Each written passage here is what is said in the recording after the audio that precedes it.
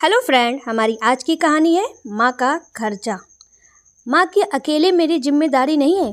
महीना शुरू हुए इतने दिन हो गए और आपने अभी तक पैसे नहीं भेजे। मैं ही अकेला माँ का खर्चा क्यों उठाऊं? अभी मेरे मकान का भी काम चल रहा है।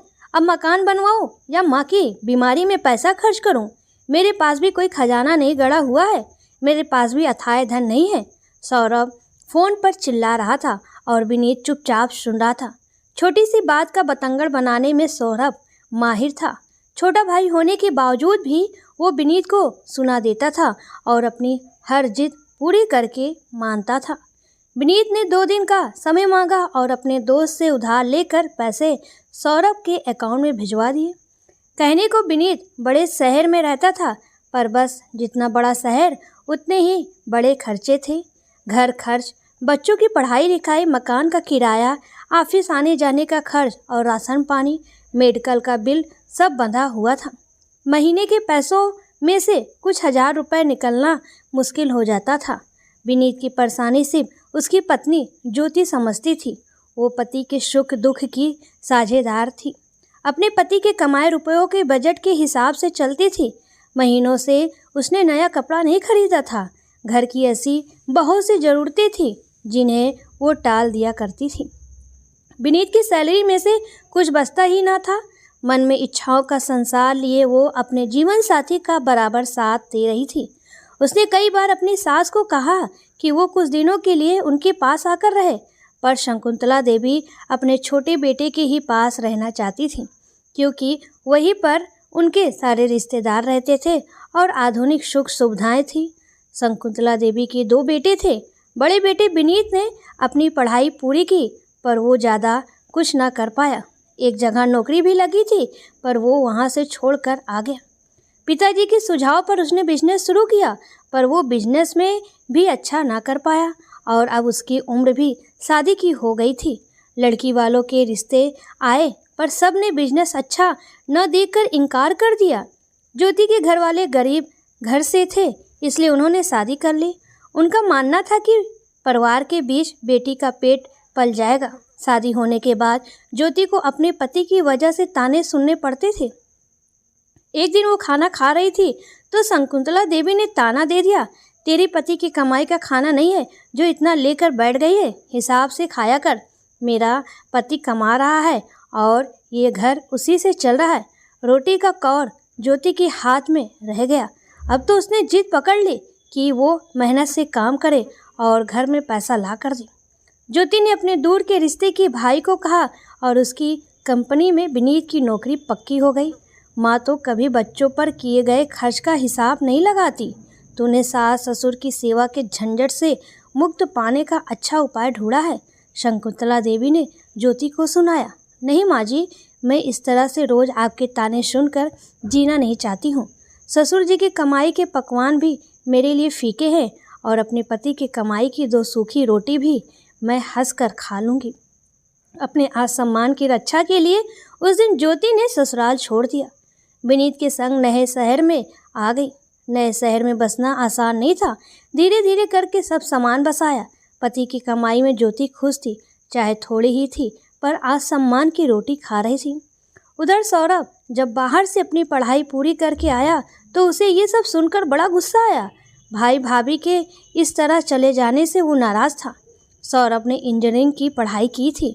उसकी अच्छी कंपनी में नौकरी लग गई और अमीर घराने की लड़की से उसकी शादी हो गई। दोनों का अपना जीवन चल रहा था, पर उससे ये बर्दाश्त नहीं हो रहा था कि भाई भाभी अपने अलग रह रहे हैं और मेरी पत्नी को यहाँ घर संभालना पड़ रहा है। एक दिन रंजना भी गुस्से से सौरभ से बोल पड़ी, अपने माता पिता की सेवा करवाने तुम मुझे लाए हो क्या? मेरी अपनी कोई ज़िंदगी नहीं है क्या? शकुंतला देवी दोनों का झगड़ा सुन लेती हैं और वो बहू की मदद कराने लगती हैं। धीरे धीरे रंजना सारी रसोई की जिम्मेदारी का भार शकुंतला देवी के कंधों पर डालकर खुद रसोई के कामों से मुक्त हो जाती हैं।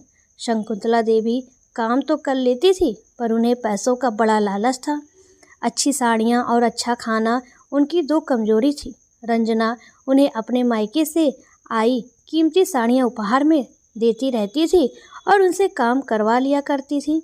कहने को वो थक जाती थी, पर फिर भी सबसे यही कहती थी कि काम ना करूँगी तो हाथ पैर जाम हो जाएंगे।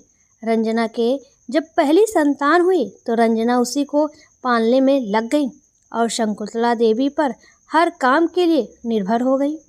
रंजना को तो इतना भी पता ना था कि रसोई के मसाले भी कहाँ पर रखे हुए हैं। जब भी ज्योति फ़ोन पर अपनी सास से बात करती तो वो नाराज़ सी रहती थी। अब उनकी नाराज़गी किस चीज़ को लेकर थी ये तो ज्योति भी नहीं जानती थी। वो जब ससुराल में थी तो वो पूरा काम संभाल लेती थी, अपनी सास को हाथ भी नहीं लगाने देती थी। उनका कहा मानकर उनके अनुसार काम करती थी और उन्हें शिकायत का मौका नहीं देती थी। पर जब बात पति की कमाई और स्वाभिमान की आई तो वो ये सब बर्दाश्त नहीं कर पाई थी और उसने वो घर छोड़ दिया था। समय चल रहा था, सौरभ और विनीत के बच्चे बड़े हो रहे थे। सौरभ की कमाई बहुत थी तो उसकी पत्नी को अब घर छोटा लगने लगा और पति से जिद करके वो नया घर बनवाना चाहती थी। पर सौरभ के पिताजी अपने हाथों से बनाए घर को तोड़ना नहीं चाहते थे। एक दिन शकुंतला देवी के पति को दिल का दौरा पड़ा और अचानक उनकी मौत हो गई। 15 दिन तो निकल गए, सब रिश्तेदार भी आकर चले गए, पर उसके बाद शकुंतला देवी टूट गई थी। अब उनका किसी काम में मन नहीं लगता था। रंजना का व्यवहार अब बदलने लगा था। जिस सास से वो पैसों के दम पर सेवा करवाती थी, साड़ियों का लालच देती थी, अब वही सास बेजान सी हो गई थी। घंटों गुमसुम बैठी रहती थी। अब रसोई का भार रंजना पर आ गया तो वो सौरभ पर गुस्सा निकालती थी। मैं ही माँ जी की सेवा करने के लिए फालतू नहीं हूँ। तुम्हारी भाभी तो वहाँ मज़े से रह रही है और मैं यहाँ रसोई में दिन रात खट रही हूँ। वो तो वहाँ सुखी है और हम यहाँ इनके दुखड़ों के साथ में जी रहे हैं। रंजना रोज़ ही खटपट करती थी। शकुंतला देवी अब बीमार भी रहने लगी थी। उस पर बहू के तानों ने उनका कलेजा छलनी कर दिया था। बड़ी बहू के पास भी वो किस मुंह से जाती। अब उनकी सेवा और बीमारी का खर्च भी रंजना को खटकने लगा था। वो रोज़ ही ताने देती थी और सौरभ के कान भी भरती थी। ससुर जी के जाने के बाद रंजना ने वो मकान तुड़वा दिया और उसी पर नया मकान बनवाने लगी, पर सास का खर्च उसे अभी भी अखरता था। आखिरकार सौरभ ने कह भी दिया कि भैया माँ के लिए हर महीने का खर्च भेजो, अब मुझसे नहीं उठाया जाता है। मैं घर भी बनवा रहा हूँ, उसमें भी लाखों रुपया लग रहा है। ज्योति और विनीत के हाथ ज़्यादा खुले नहीं थे और वो देखकर घर चलाते थे। फिर भी उन्होंने माँ के लिए हर महीने खर्च भेजना तय कर लिया। उसने तो कहा भी, माँ जी हमारे पास रह लीजिए, पर शकुंतला देवी अब कुछ काम ना करती पर उस घर की चौकीदारी करती थी। रंजना और सौरभ बाहर घूमने फिरने चले जाते थे तो वही दोनों पोतों को संभालती थी और घर पर रहती थी।